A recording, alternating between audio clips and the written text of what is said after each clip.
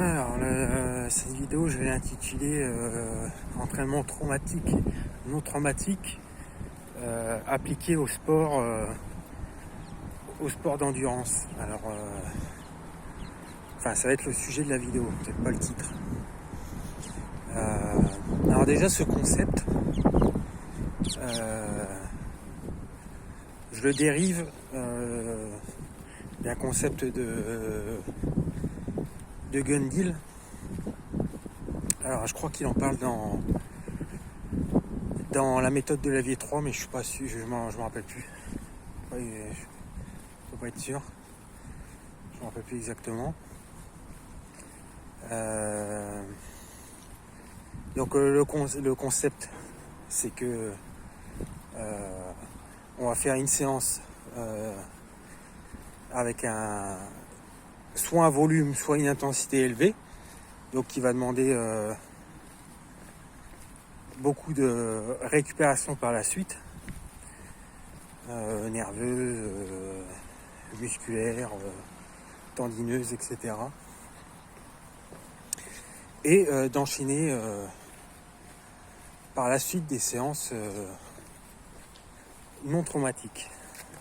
Donc du léger, et ce que lui préconise, donc des séries de 100. Donc appliqué au sport d'endurance, ça pourrait, je vais vous donner un exemple pour que ça soit plus parlant. Par exemple, une 30 longue, je dis une bêtise, un trail d'une heure, d'une heure 30, vraiment quelque chose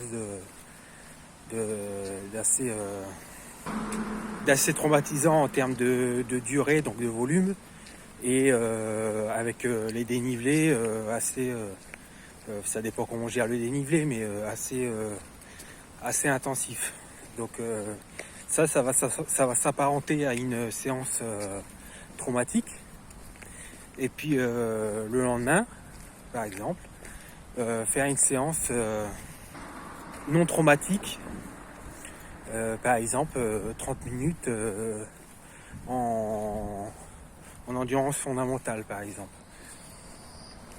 Donc avec un faible volume et une faible intensité. Désolé pour les coupures, mais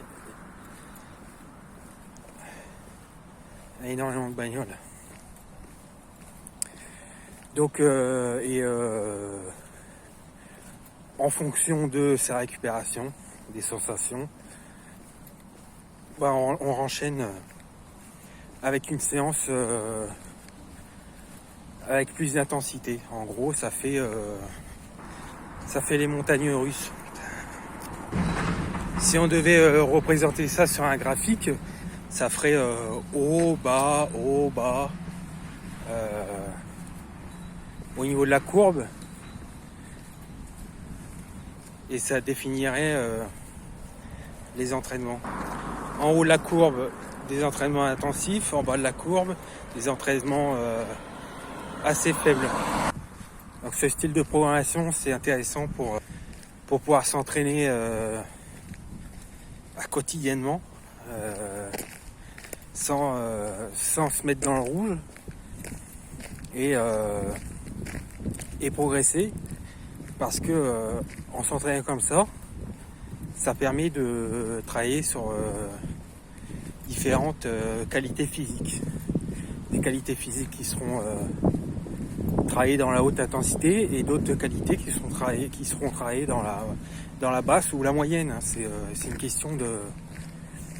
Après, c'est une question de répartition de la charge d'entraînement. Par exemple, hier, j'ai fait une sortie longue, donc dans les bois. Ça a été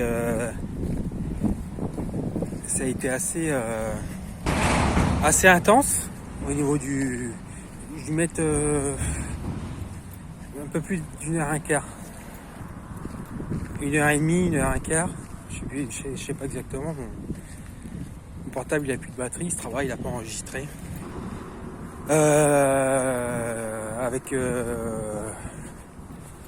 Avec de l'intensité dans les côtes. Donc aujourd'hui rando, de la basse, de la très basse intensité. J'ai envie de marcher un bon 2 heures là. Et puis je reprendrai sûrement demain avec peut-être du vélo elliptique tout à l'heure, je sais pas.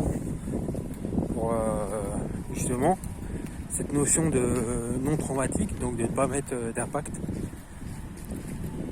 Et demain je ferai une sortie courte, 30 minutes, à basse intensité sûrement. Voilà comment je répartis ma charge d'entraînement pour pouvoir m'entraîner tous les jours. Déjà, parce qu'il y a cette notion de plaisir de l'entraînement. De pas mettre des races qui sont improductives, parce que la récupération derrière va être trop pénible et de espérer continuer à progresser, mais au bout d'un moment faut se faire une raison, c'est que on essaye de maintenir son niveau pour ne pas dégrader sa condition physique. Voilà. Faites-moi un retour en commentaire. N'hésitez pas à commenter. Mes vidéos, c'est ça, c'est du partage pour pouvoir s'apporter des expériences l'un l'autre et avoir une vision plus globale des choses.